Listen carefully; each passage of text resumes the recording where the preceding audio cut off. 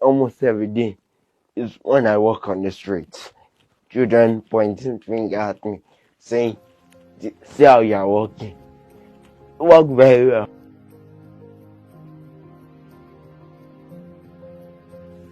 Adebolu, could you please narrate to us your academic journey and how you emerged as the overall best WAEC result holder in Ajayi Crowther Secondary School? I started going to school at the age of 4, but during that time, I was just going to school for going sake. I did not understand anything that they were teaching me. At the age of 6, we left Lagos to Idiroku, where I had this neighbor. Every night, when he's back from work, he would beat me, teaching me 3-letter words. Anytime I did not get a particular word very well, he would beat me. It got to a stage that I used to run away from this man. Whenever I hear the horn of his car outside, I'll jump on the bed, pretending to be sleeping. By the time I came back to Lagos, all my friends were already in primary 6 or primary 5. So my school that I was going when I was in Lagos back then, they broke down. I had to find a new school. In the aspect of finding a new school, I went to a lot of places where I was turned down because of my disability. So my neighbor just asked me to check in a school nearby, and I went there, and the man said they should just give me a test for a term and see how I will cope. And by that, I was brought from primary 6 back to primary 2, all because I could not write well. So from that primary 2, everybody in my house that they were in my age mate, they stopped talking to me. I was always indoor, reading on my own and trying to get the best I can on my own. I finished primary school and I was awarded as one of the courageous students of the school. I got into Morocco Comprehensive Junior High School, and while I was there, I decided that, okay, this is my time to turn the table around, because I see people that are much older than me in the same class as I am. So I decided that, okay, it's a race and it's time for me to run the race with them. I did everything I could, but I mostly stay in the library. So because I learned that readers are leaders. So I graduated from Morocco Comprehensive Junior High School, but a teacher told me to take transfer due to relocation of houses. I took transfer to Ajayi Crowther Memorial Senior Grammar School, Baiga. The school was an only boys' school, so I was like a stranger to everybody because I do not know anybody in the school. I decided that, okay, since I'm here now, I want to be in science class because that's the class that can profit me, and me making a vow to my grandmother to study in the medical field. So I told the principal, but they all turned me down, saying I can't stay in science class because I do not have coordination. As time goes on, they took me to Modupe School, where the counselors advised me that they should just test me just for a term. I got into Ajayi Crowther during the 9th week, just 3 weeks to the exam, and I got the exam with 96 students in the class. I came out one of the top 10 students of that school at that time, and decided that, okay, since I could come on at that position, that they should try me for the entire term and see how it goes. And with that, I finished my school. And just one particular day, my school told me that WAEC is in the corner, so I should go and visit the WAEC office, telling them about my writing situation, because till now I can't write legibly myself. So I was taken to the WAEC office at Ikorodu, where they told me that a junior student can write for me, whereas I'll be saying the answer while they have been showing me saying the answer. And this went on during the period of my WAEC till I got all my papers finished. Then this particular day, I was just on my bed, just sleeping, and I got a call from my school counselor telling me to come to school. I didn't know why, but when I got to school, I saw that they wanted to award me as the best student of 2021, Ajayi student in WAEC. I felt really good because I have accomplished something that even those, when I was in primary school, those that left me behind could not accomplish. People mostly think that cerebral palsy is a disease, but actually cerebral palsy is just like a disorder of the brain. Some people living with cerebral palsy are on wheelchair because different people have their own different definition for cerebral palsy.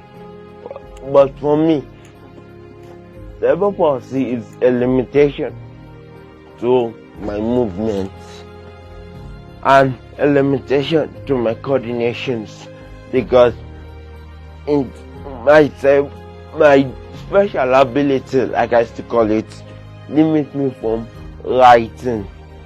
It also limits me from buttoning my clothes on my own. So most of the time when I try to do this, not that I can't do it, but it will take me more than hours to button just one. And this can really delay me. And my disability in terms of how people react to me, because when I'm entering public transport, for example, some people tend to shift away from me. Some people tend to get off the bus because I just entered. And while I'm in school, some people withdraw their words because they believe that I'm their classmate, and stuff like that really affects me emotionally. But I try not to react to it. When I was much younger, my grandma called me one particular day asking me what will I become in the future. I told her a lot of different occupations, ranging from soldier, engineering, a lot of things. But she was like, can't I go and study medicine, become a doctor? I was like, no, but why? She just said she wanted me to become a doctor. Ever since then, that has been my aspiration, to be in the medical field in order to make my grandmother proud of me. A saying goes thus: when you know and you accept your problem, you have found the greatest solution to it. Because if you say that, okay, you have cerebral palsy, and you lock yourself in, or you lock your world with cerebral palsy indoor, I tell you this today, tomorrow that boy or that girl you lock indoor will become a liability to you. But if you leave them to allow them grow wings and fly, tomorrow they will be the one helping and caring for you in order to prepare you of all your work there. So, as a parent, if you have a child with cerebral palsy or any kind of disability, try and get to the talent of the child. Get to know what the child wants and try and encourage the child to socialize. Because when he socializes and people see him and they don't see his special ability in him, but they see him as an human being, it will go miles more than you ever thought, more than you ever think about. And my advice to the government is that they should spread the news more, give you out information, and a lot of healthcare facilities can be done to people with cerebral palsy in order to help them accomplish their full potential in life.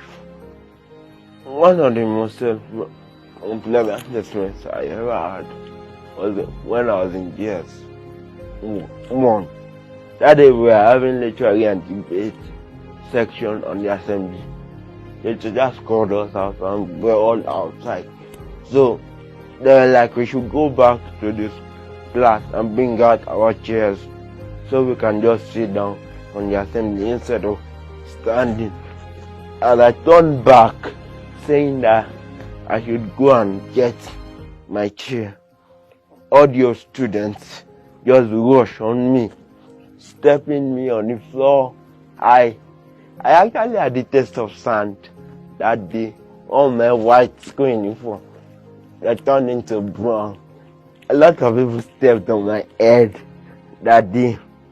And another notable experience I had was on the Palm Bridge on year 2020. While I was climbing the bridge, my shoelace was loose. So while I was trying to hook it up, someone pushed me. I was just lucky that I was near the ground and near something I could hold tight in order for me not to fall and hit my head. And the third one that I mostly experience almost every day is when I walk on the street. Children pointing finger at me, saying, see how you are walking. Walk very well. I just smile. And I even in my mind that, well, I do not understand, so I should not get angry about it. Although this kind of things, they mostly used to put me down. But I decided that, well, they are children. I don't understand yet, so I forget about it. When I was much younger, before I started socializing with children of my age, there was this particular neighbor I used to have, Bobo and Esther. When they said I'm inside the room thinking, they would come and drag me from my room upstairs. We would play together and they really kind of built my confidence in talking. In fact, the most pleasant experience I ever have is being a child with cerebral palsy, because I'm very, very proud of my special ability. When I think about me without it, I used to see myself, instead of reading, playing football or walking around the street with no aim. So this kind of thing, they won't put me in the position I am in now. Due to my cerebral palsy, I met a lot of incredible people that are sponsoring me. People like Yaniwo Children Care Foundation, people like Anthony Kupe, people like Manola CP Foundation, and a lot more that are helping children with cerebral palsy. Through them, I've been able to meet the governor of Lagos State. I've been able to meet the owner of Ife and a lot of remarkable people in Nigeria. So me having my disability is the greatest joy that I can ever have. For now, since I'm not more in school, I use my Saturday to build videos telling the world on Instagram about people with cerebral palsy, using myself as an example.